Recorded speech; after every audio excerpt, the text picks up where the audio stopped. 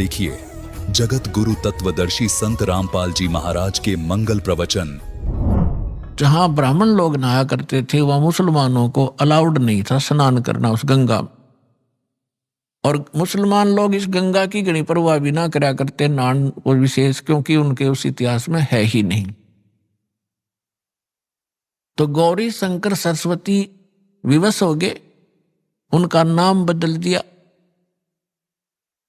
गौरी शंकर का नाम धर दिया नूर अली, और सरस्वती का नाम रख दिया नियामत। अपभ्रंश करके उनको सीधा नीरू और नीमा कहने लगे। अब कोई भी हिंदू उनके पास कथा सुनने नहीं जाता था। शिव की कथा वो कर नहीं सकते थे क्योंकि मुसलमान बन गए थे। रोजी रोटी निर्वाह की समस्या सामने आ खड़ी हुई। उन्होंने देखा कि पैसा हमारे पास नहीं है, कोई व्यवसाय कर नहीं सकते, तो उन्होंने सिंपल सा तरीका खोजा जो बगैर पैसे से कोई धंधा शुरू हो। तो कपड़ा बुनने का कार्य शुरू कर दिया। उसमें कुछ नहीं करना, 4 डंडे से गाड़ने होते हैं, 5-4 बस। वो जंगल में से काट लाए और चूल्हे का काम शुरू कर दिया। वो निसंतान थे, संतान नहीं थी। ऐसे ही कुछ समय और बीत गया। वो भले ही मुसलमान बन गए थे, लेकिन भगवान शंकर की आस्था श्रद्धा वो भुला नहीं पा रहे थे। जब भी कोई आपत्ति आती थी तो भगवान शंकर से अर्ज किया करते थे। अब गंगा घाट पर स्नान करना बंद करवा दिया। प्रतिदिन स्नान करने का स्वभाव उनका बना हुआ था। उसके लिए उन्होंने एक स्थान खोजा जो लहर तारा नामक एक स्थान था, जहां पर बहुत बड़ा एक सरोवर था, लहर तारा सरोवर। और उसके अंदर गंगा का ही जल वर्षा के समय में लहरों के द्वारा गऊ घाट के ऊपर से जहां पशु जल पिया करते थे वो किनारा कट जाता था। और गंगा पहले बहुत फुल समय पर चला करती थी वर्षा घनी होने पर, 4 मास तक चौमासे में। तो उस गंगऊ घाट के ऊपर से पानी और फ्लो हो गए, लहरों के द्वारा उछल उछल के, और एक बहुत बड़े सरोवर को भर दिया करता था। वो झील थी, और फिर उसमें सारा वर्ष जल निर्मल रहता था। गंगा के जल में एक गॉड गिवन एक ऐसा मेरिट है, ऐसा गुण है, ये सतलोक से आई हुई है ये गंगा, तो वो कभी खराब नहीं होता। पुण्यात्माओं, जितने भी आज तक सतलोक के गुण गाने वाले राधा स्वामी पंथ से पहले कोई सतलोक जाना नहीं था।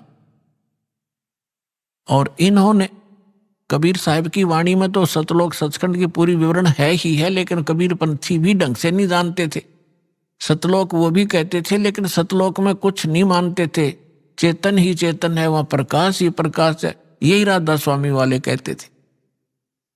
और ये धन धन सतगुरु सच्चा सौदा जय गुरुदेव। और निरंकारी तो कहते हैं भगवान निराकार है। और किसी हिंदू से पूछ ले, किसी मुसलमान से पूछ ले, किसी इस सिख या ईसाई से पूछ ले, परमात्मा को वो निराकार बताते हैं। अब सच्चाई जिन महापुरुषों ने भगवान को देखा, फिर इस दास पर रजा हुई। अब वहां क्या सारी सृष्टि ऐसी है जैसे यहां पर है, ये डुप्लीकेट है और वो ओरिजिनल है। वहां पर ये 5 तत्वों से बना हुआ कोई मटेरियल नहीं है, एक तत्व से बना हुआ। जैसे 5 तत्वों से यहाँ ये शरीर बना हुआ है। अब इसमें कोई तत्व दिखाई नहीं देता, दिखता ये 5 तत्वों से बना है। मृत्यु के उपरांत इसको जब सभा किया जाएगा, ये अपने अपने तत्वों में बट जाएगा। इसी प्रकार वह एक तत्व से सारी सृष्टि, सभी पदार्थ एक तत्व से, काजू किस्म सेब संतरे ये अनार एक तत्व से, हमारा शरीर एक तत्व से।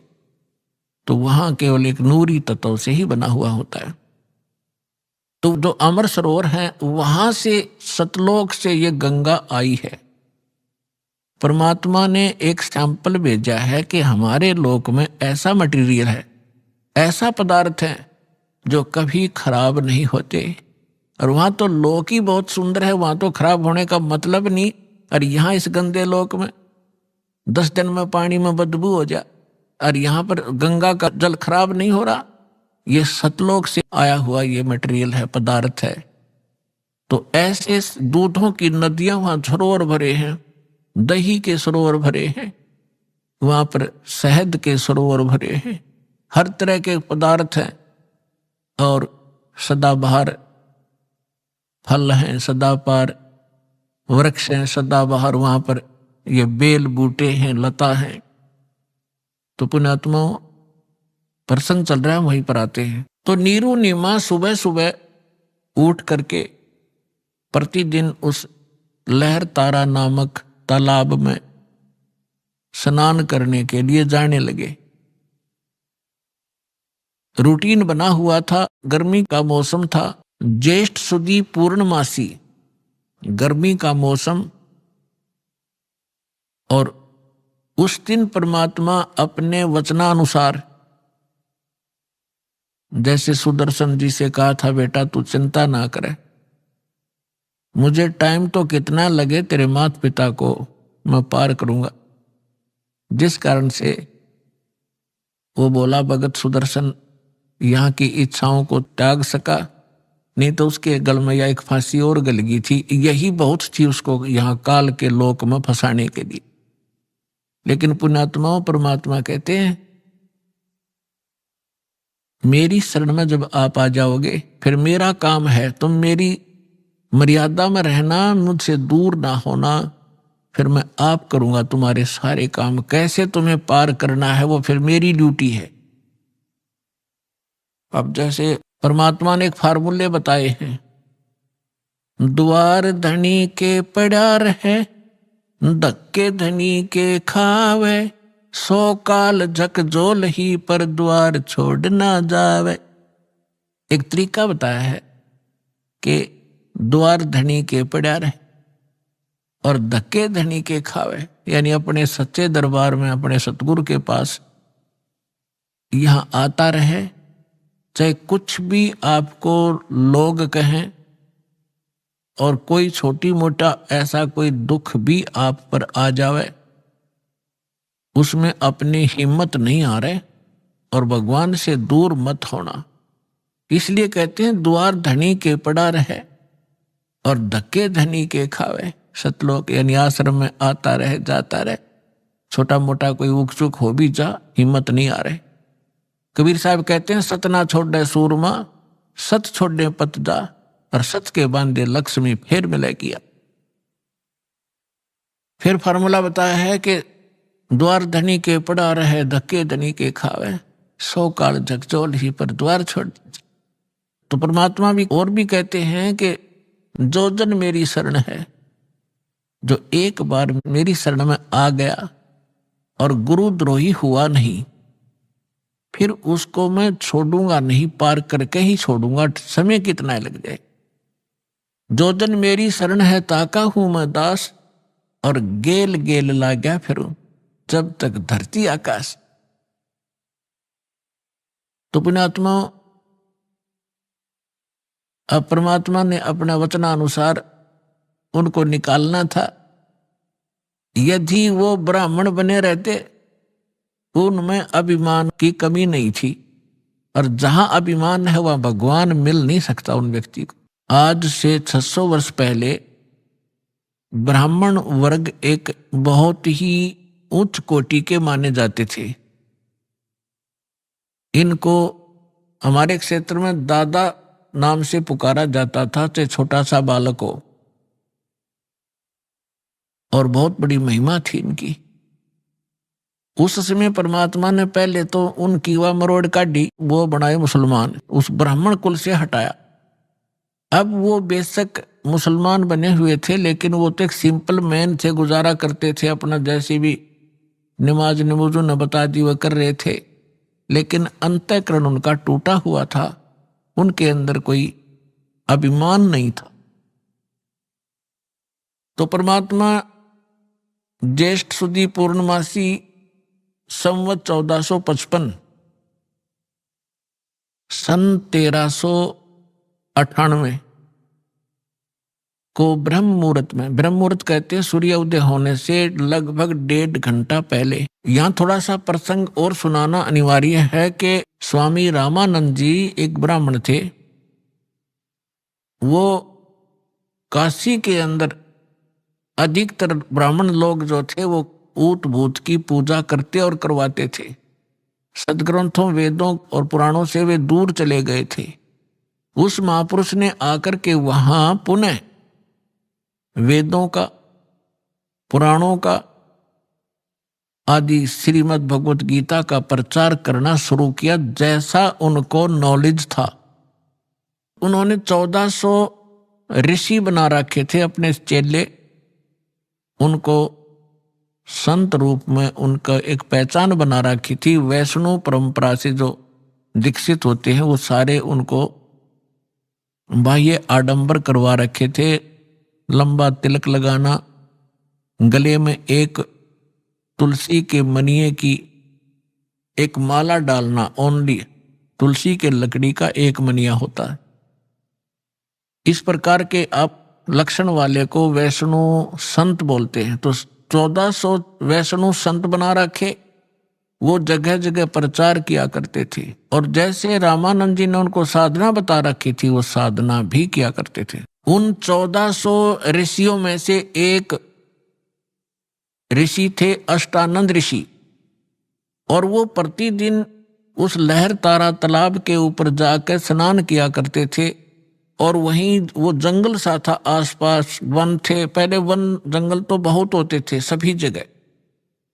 वहां बैठकर वो सुबह सुबह स्नान करके अपने गुरुदेव जी द्वारा बताई गई साधना को वहां घंटों किया करते थे और प्राकृतिक सौंदर्य का आनंद भी लेते थे, शांत वातावरण में करते थे।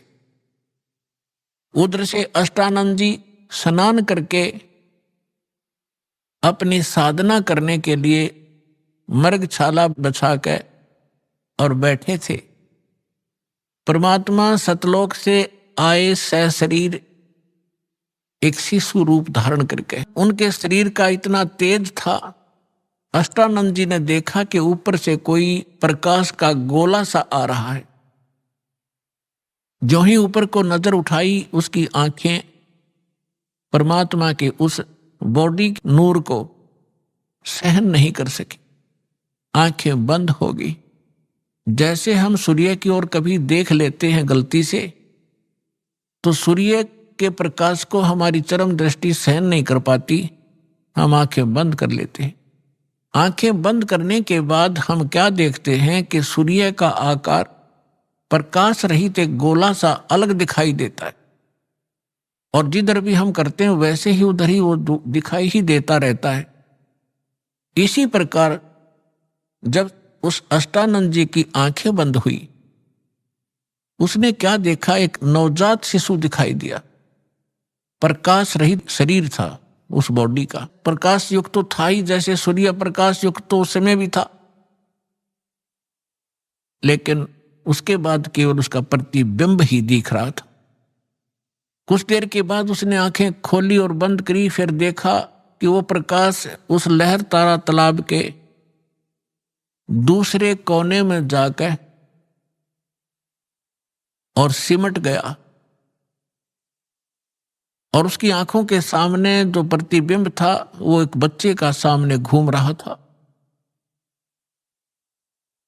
अब अष्टानंद जी ने सोचा कि ये मेरी कोई भक्ति की उपलब्धि है या मेरे साथ कोई ये देव ने या किसी प्रेत ने, पितर ने कोई ऐसी घटना कर दी। उसने सोचा कि अपने गुरुदेव जी से, स्वामी रामानंद जी से इसका समाधान चाहूंगा। तुरंत उठकर चल पड़ा, साधना त्याग दी। अब उधर से नीरू और नीमा प्रतिदिन वहां स्नान करने जाया ही करते थे। अपनात्मा परमात्मा उस नीरू नीमा को संतान दे सकते थे, इतनी दे देते कि हाथ जुड़वा देते, बस करवा देते उनकी। लेकिन कहते हैं ना, समाज के विचार और भगत और जगत के विचारों में बहुत अंतर हो जाता है। इसी कारण से जगत और भगत का विरोध रहा है। जगत जो परंपराएं निभा रहा है वो भक्त उनको निभाकर आगे बढ़ नहीं सकता। भगत के विचार शास्त्र अनुकूल होते हैं, जगत के विचार अपनी परंपराओं पर आधारित ही रहते हैं। अब यहां समाज तो ये कहता है, पहले तो बहुत बुरा हाल था, जिसका कोई पुत्र ना हो, संतान ना हो, तो ऐसी धारणा बन रखी थी हमारे अंदर कि सुबह सुबह उसके दर्शन भी नहीं करने चाहिए, वो मनहूस व्यक्ति है। ये तो है जगत के विचार। और हमारे सूक्ष्म वेद में परमात्मा का दिया ज्ञान वो क्या कहता है कि जिनका संतान नहीं है वो बहुत ही खुशकिस्मत वाले व्यक्ति हैं। अब यहां बात बिगड़ती है कि ये क्या मतलब होया भाई, जिसका संतान नहीं है वो गणे अच्छी किस्मत वाले हैं और जिनका संतान है वह माड़ी किस्मत वाले। ये 100 की 100 सत्य है, लेकिन जो भक्ति नहीं करते वो चाहे संतान वाले हों और चाहे बिना संतान वाले हों, दोनों ही कर्महीन हैं। और जो शास्त्र अनुकूल भक्ति त्याग कर मनमाना आचरण भक्ति भी कर रहे हैं तो भी यूजलेस है, वो भी कर्महीन है। शास्त्र अनुकूल साधना परम संत से प्राप्त करके फिर चाहे संतान वाले हों और चाहे ना संतान वाले हों, दोनों ही खुशकिस्मत है। अपने आत्माओं इस अध्यात्म ज्ञान को अच्छी तरह समझना। अब बिना संतान वाले क्यों खुशकिस्मत हैं? पुणात्माओं, परमात्मा का उद्देश्य आपको इस गंदी दलदल से निकालना है। और आपने जो ज्ञान सुना है, जो परंपरा और जो विचार सुने हैं, वो इस दलदल में फंसे रहने के ही सुने हैं और उन्हीं को आप फाइनल और सत्य मान बैठे हो। एक बार सुखदेव ऋषि जी 12 वर्ष तक अपनी मां के गर्भ में रहे। वो बाहर नहीं आए क्योंकि गर्भ के अंदर बच्चे को अपने पूर्व जन्म के संकट और आने वाले इस जन्म में जो लिखे हुए हैं वो सारे याद रहते हैं कि के दुख आएंगे तेरे ऊपर बाहर जाते। जिस कारण से उसने गर्भ से बाहर नहीं आया। वो 12 वर्ष के बाद ब्रह्मा विष्णु महेश तीनों ने आकर उससे कहा, सुखदेव तू बाहर आ जा, ये परंपरा खराब मत कर। तब उसने कहा था कि आप के अंदर से निकल रहे ये तीनों गुण, क्या त्रिगुणमयी माया बाहर आते ही अचेत कर देती है, शुद्ध बुद्ध भला देती है। आप अपनी माया को रोको। अब इन्होंने कहा कि देखो, इस माया को रोकना हमारे बस की बात नहीं है। ये तो हमारे अंदर गुण भर दिए भगवान ने, लेकिन हम कुछ क्षण के लिए सांस घोट सकते हैं, नहीं तो हमारा शरीर फट जाएगा। ये इतनी देर तक, बस इतनी देर, फ्रिक्शन ऑफ सेकंड हम इसको रोक सकते। तब सुखदेव जी ने कहा आप इतनी देर रोक दो। कहते तीनों देवा थम भी माया, उदर गर्भ से बाहर आया। अब क्या बताते हैं, सुख दे सुख में उपजे, राई सिंह समोय, नौ नाथ और सिद्ध 84 संग उपजे थे दोय। अब हम और प्रकरण ना बढ़ा करके आपको जो उद्देश्य है उसको सुनाते। पुणात्माओं, सत्संग ध्यान तो सुना करो। आप कोई 2000 किलोमीटर से आ रहा है, कोई 1500 किलोमीटर से, कोई 800 किलोमीटर से, कोई 500 से, कोई 400 से, और यहां आकर भी आपकी अटपट खटपट नहीं मिटती, फिर आने का फायदा क्या हुआ? अरे 2-2.5 घंटे हम फिल्म देखा करते पहला, जब इस मार्ग पर ना लगे थे। एतवार के अंदर क्या स्कीम बनाया करते कि VCR लाओगे किराए पे, 100 रुपये लगेंगे और 3 फिल्म लाओगे 3-3 घंटे की हैं, और शाम में चला देते 7 बजे।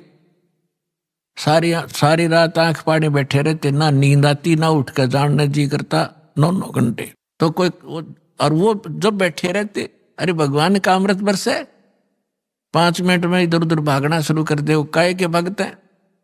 ठीक है किसी कोई, क्योंकि यहाँ रोगी ज्यादा आते हैं, दुखी बहुत। आज कोई सुखी नहीं है संसार में, वैसे तो पहले भी नहीं था, पर ईब तो कर टूट रहा सबके ऊपर। तो यहाँ प्रधानमंत्री बना बैठा और कोई न कोई बीमारी लिए फिर रहा, वो भी तो किसी ना किसी रोग से वो ग्रस्त है, और भयंकर रोग है उसके। ठीक है, उसका ट्रीटमेंट करने वाले साथ साथ रहते, इसलिए वो थोड़ा घिसट रहा है। तो कहने का भाव ये है, वो बात अलग है, कोई बीमार है वो जाओ, बाथरूम भी जाना पड़ सकता है उसको, और कोई जड़ी बूटी लेने भी जाना पड़ सकता है, लेकिन ज्यादातर ध्यान दो सत्संग सुनने।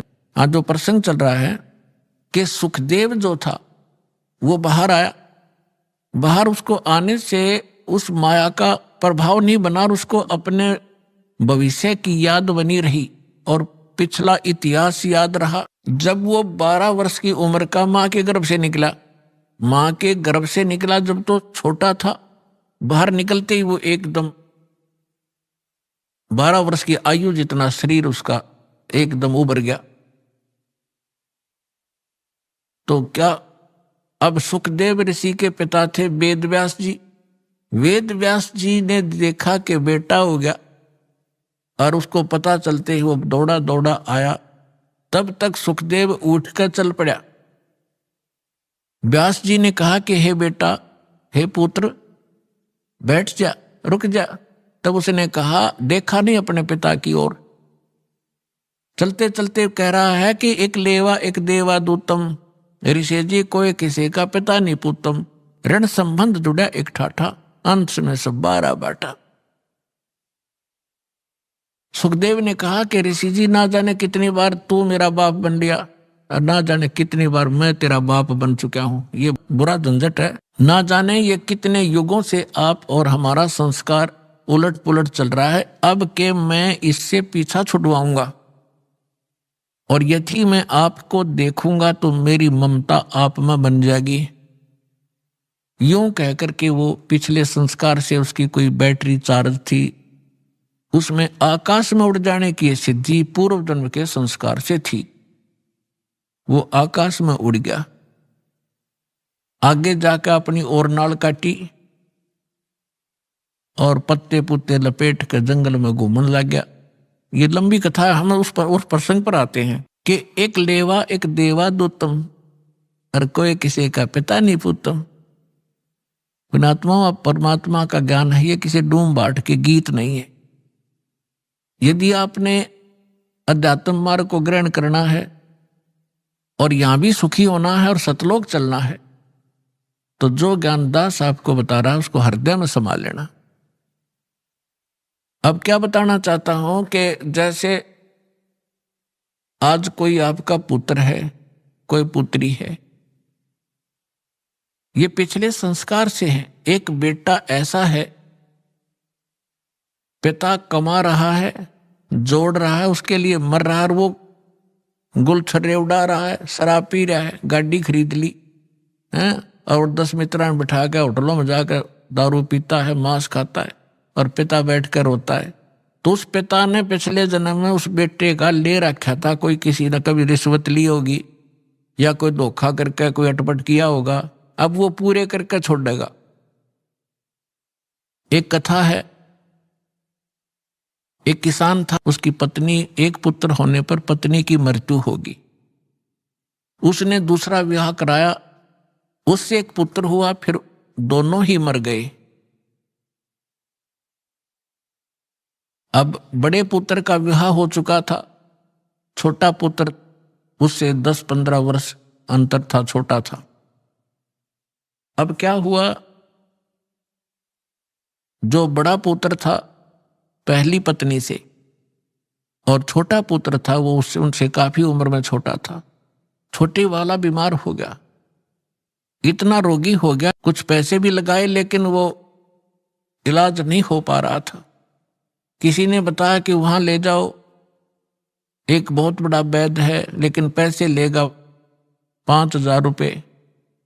उसमें 5,000 रुपये आज के 50 लाख के बराबर। तो उन्होंने सोचा, दोनों पति पत्नी ने विचार किया कि क्यों ना इसको किसी प्रकार से इसकी मृत्यु करा दें, विष दे दें, तो उसके पति और सारी संपत्ति अपने पास रह जाएगी, इस वाली भी। उन्होंने ये विचार करके स्वयं तो हत्या करने की सोची नहीं, एक डॉक्टर से बात कर ली, वैद्य से, कि भाई आप ऐसे करो, इसको विष दे दो। उसने कहा मैं 500 रुपये लूंगा और किसी का शक भी ना होगा, 2-4 दिन दवाई देता रहूंगा और फिर मैं इसका काम तमाम कर दूंगा। अब उसने 500 रुपये लिए उस समय। उन्होंने सोचा 500 में पीछा छूटा ही तक, तो उसने 500 रुपये लेकर उसको विष दे दिया। वो लड़का मर गया। तो ग्रामीणों ने, रिश्तेदारों को पता था कि भाई बहुत दिनों से बीमार चल रहा था, मृत्यु होगी, बात समाप्त हुई। और वो दोनों पति पत्नी, खुशी का ठिकाना नहीं, बड़े भाई का और उसका भाभी का। 1 वर्ष के बाद उनका एक पुत्र प्राप्ति हुई और गुणा खुश हो गए कि सारी संपत्ति के वारिस बन गए। अब उस इकलौता पुत्र उसको खूब अच्छा घी दूध खिलावे, लाड से पाले पोसे। घने दिनों में वो गाभरू हो गया, जवान हो गया। युवा होते ही उसका विवाह कर दिया। विवाह होने के उपरांत कुछ समय के बाद वो लड़का रोगी हो गया। अब पहले तो भाई था, उस पर पैसे लगाना अनिवार्य नहीं समझा। अब पुत्र बीमार हो गया, उसको ना जाने कहां कहां ले गए, जिसने जो मांगा वही दिया। यहां तक कि आधी जमीन को भी सेल करना पड़ गया, वह भी बेच दी। लेकिन लड़के का जो स्वास्थ्य गिरता ही चला गया और अस्थि पंजर की तरह चारपाई पर पड़ा पड़ा अंतिम सांस गिने। उसका पिताजी साथ बैठा था। उस लड़के ने कहा कि भाई साहब, अपने पिता से बोला, भाई साहब मेरे कफन और लकड़ी की तैयारी कर। अब उस व्यक्ति ने सोचा बच्चा ज्यादा रोगी हो गया और एक की बात कर रहा है। उसने कहा बेटा मैं तेरा बाप हूं, मैं तेरा पिता हूं। वो बोला, लड़का बोला तू मेरा पिता नहीं, तू मेरा भाई है। और सुन, मैं तेरा वो भाई हूं जिसको तूने विष देकर मारा था। और भले पुरुष, मेरा हिसाब बराबर हो लिया। आधी जमीन तूने बेच दी मेरे इलाज पे। अब मेरा तेरा लकड़ी और कफन का हिसाब बैलेंस है, वो तैयारी कर ले बस चुपचाप। अब वो हक्का बक्का रह गया, उसने अपने किए कर्म की याद सारी आ गई। तो उस व्यक्ति ने कहा कि भाई साहब एक बात बता, ठीक है मैंने जैसा जुल्म किया, क्योंकि तो इकलौता पुत्र, आगे संतान नहीं, मेरा तो कुल नाश भी हो गया। लेकिन एक बात बता, हमने तो जो बुरा किया फल मिल गया। अब ये तेरी पत्नी है, इसने क्या बुरा किया था, अब जिंदा जलाई जाएगी तेरे साथ, क्योंकि उस समय सती प्रथा थी। पति के साथ पत्नी को कंपलसरी जला दिया करते जिंदा। तब उसने, लड़के ने कहा कि वो वैद्य कहाँ है जिसने मुझे विष दिया था। उसके भाई ने बताया कि वो आपके 4 वर्ष बाद अचानक हार्ट अटैक होकर मर गया था। तो उसके लड़के ने बताया कि ये वो मेरी पत्नी, वो वैद्य है, अब यह जिंदा फूकी जाएगी। इस दुष्ट ने 500 रुपये के लालच में ऐसा जुल्म किया था। तो पुण्यात्माओं, परमात्मा कहते हैं एक लेवा एक देवा दूतम, या कोई किसी का पिता नहीं पूतम। ऋण संबंध जुड़ा एक ठाठा, अंत में सब 12 बाटा। अब जो प्रसंग चल रहा था कि जिनके संतान नहीं है वो उनका बैलेंस खत्म हो गया है, किसी के साथ संस्कार उलझेड़ा नहीं रहा उनका। और हमारे समाज में ऐसे ये लोक वेद दंत कथा ऐसी बना रखी है कि जिसका संतान नहीं उसका के जीना, उसकी शकल भी ना देखो। अपने आत्मा, जो बहन और जो भाई जिसका संतान का संयोग नहीं है, यानी वो कति क्लियर है, उनका कोई एक दूसरे से लोन नहीं है। अब लोन नहीं है तो जानबूझ कर भगवान भी लोन फंसावे नहीं उनका। वो आपको हर पहलू पर ज्ञान देंगे, लेकिन अब जिस विषय पर चल रहा है यही बताएंगे। अब जैसे क्या होता है, इंसान तो कुछ दिनों के बाद संतोष कर लेता है कि भाई चलो भगवान ने जैसा संस्कार दिया हमारे भाग्य में ना होगा। लेकिन बहन, उसकी पत्नी को संतोष नहीं होता। अगर होता है तो अड़ोसी पड़ोस के रिश्तेदार की माताएं बहनें आकर उसको जीर्ण नहीं देती, कोई ना कोई आकर आटपकेगी, आवेगी मनमाने कोई उधारा सामान मांगने और चर्चा चलावेगी नो कि बहू का कोई बालक नहीं हुआ। ये भगवान एक जातक तो चाहिए था, बता के जीना बिना संतान के क्यों कर टाइम पास करे। तो वो ना चाहते हुए बेचारी दुखी हो जाती है उनके आपस की वार्ता सुन के, तो उसको प्रबल प्रेरणा हो जाती है चाहे हुक एंड क्रुक किसी प्रकार भी बालक हो। और बालक संस्कार में है नहीं तो उसकी अंत में तड़फ उस माई की जिसके बालक नहीं होते, इससे वियोग में मर जाती है। भगवान एक मेरा संतान होती तो संसार समाज में भी सुखी होती, औरों की तरह मेरा भी इज्जत होती, वो मर जाती है।